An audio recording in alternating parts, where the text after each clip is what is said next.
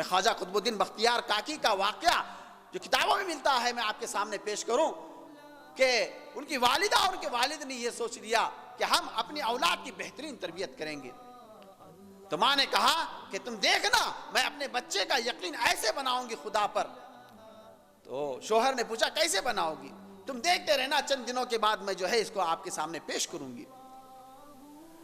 ہوا یہ کہ بچہ جب اسکول سے آتا اور ماں سے کھانا مانگتا تو والدہ نے کہا بچہ بیٹے روزی دینے والے اللہ ہیں, روٹی دینے والے اللہ ہیں, اللہ کی ذات ہے, رزق ساری دنیا کو اللہ تعالیٰ پہنچاتے ہیں, لہٰذا تم بھی اللہ تعالیٰ سے جو ہے روزی مانگو, روٹی مانگو, رزق مانگو.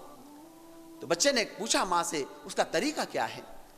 تو ماں نے کہا مصلی بچھاؤ, 2 رکعت نماز پڑھو, اللہ تعالیٰ سے دعا مانگو, اے اللہ آپ ساری دنیا کو روزی دینے والے ہیں, تمام حیوانات کو روزی دینے والے ہیں, چرند پرند کو روزی دینے والے ہیں, مجھے بھوک لگی ہے, مجھے بھی روٹی دے دیجیے. تو بچے نے پوچھا اماں اگر میں یہ کہوں تو اللہ تعالیٰ مجھے روزی دیں گے؟ تو والدہ نے کہا بالکل دیں گے. تو بچے نے معمول بنا لیا, ادھر بچہ نماز پڑھ کے آتا, ماں ادھر روٹی بنا کر ایک کمرے میں رکھتی اور بچہ پوچھتا امی روٹی کہاں ہیں؟ جاؤ فلاں کمرے میں ہوں گی, تلاش کر کے لے لو, اللہ تعالیٰ نے پہنچا دیا ہوگا. تو بچہ اس کمرے میں جاتا اور ادھر ادھر تلاش کرنے کے بعد روٹی مل جاتی اور کھا لیتا اور بڑا خوش ہوتا. تو یہ معمول بنتا گیا. اتفاق ایک دن ایسا ہوا کہ ان کی والدہ کو کسی فنکشن میں جانا پڑا اور فنکشن میں اس غرض سے گئی تھی کہ وقت سے پہلے پہنچے گی, لیکن معلوم ہے کہ فنکشن میں جب آدمی جاتا ہے, پروگرام میں جاتا ہے آدمی, تھوڑی بہت دیر ہو جاتی ہے. اتفاق اس دن ایسا ہوا کہ ان کو کافی دیر ہو گئی. بچے کے وقت اسکول کے چھوٹنے کا وقت ہو گیا, بچہ گھر آ گیا.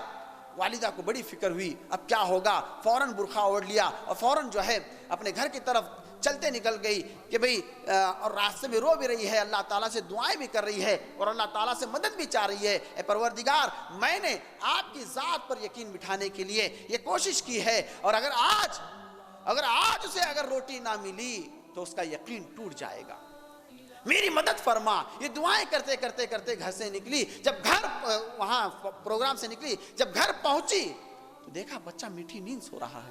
فوراً گئی کچن میں اور وہاں پر روٹی ووٹی تیار کر کے ایک کمرے میں رکھ کے واپس آئی اور بچے کے قریب بیٹھ کر بچے کو جگایا اور کہا بیٹا مجھے تھوڑی دیر ہو گئی, تم تو آ کے جلدی سو گئے, تم نے تو کھانا بھی نہیں کھایا, اٹھو اور نماز پڑھو اور اللہ تعالیٰ سے مانگو اور کھا لو. انہوں نے کہا میں نے تو کھانا کھا لیا ہے. تو ماں کو بڑا تعجب ہوا, یہ کیسے ہو سکتا ہے؟ تو انہوں نے کہا امی جب میں گھر پہنچا آپ نہیں تھی, میں گیا مصلی بچھایا, 2 رکعت نماز پڑھی اور اللہ تعالیٰ سے دعا کی, اے پروردگار آج تو میری والدہ بھی نہیں ہے اور مجھے زوروں کی بھوک لگی ہے, میرے لیے روزی کا انتظام کر دیجئے. جب میں دوسرے کمرے میں آیا تو وہاں پر مجھے ایک روٹی ملی اور بچہ کہتا ہے امی جان آج کی روٹی کے اندر جو مزہ تھا اس سے پہلے کبھی نہیں تھا. ایک والدہ اگر اپنے اولاد کو تربیت کرنا چاہے تو اس طرح سے جو ہے خدا کی ذات پر یقین بٹھا سکتی ہیں. لہٰذا بزرگوں دوستو آج کے اس پیغام سے آپ لوگوں کو یہی بتانا ہے کہ ہم موت تک اپنی اولاد کے ذمہ دار ہیں.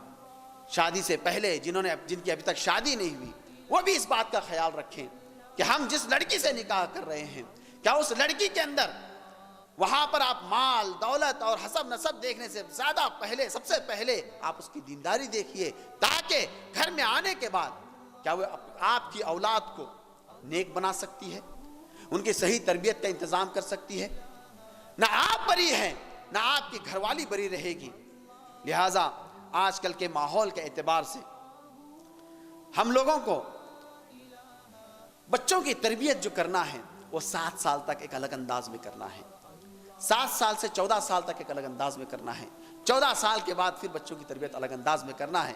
انشاءاللہ اگلی نشست میں میں ان تمام چیزوں کو آپ کے سامنے رکھوں گا. اللہ تبارک و تعالی ہمیں اور آپ کو کہنے سننے سے زیادہ عمل کی توفیق عطا فرمائے. وما علینا الا البلاغ.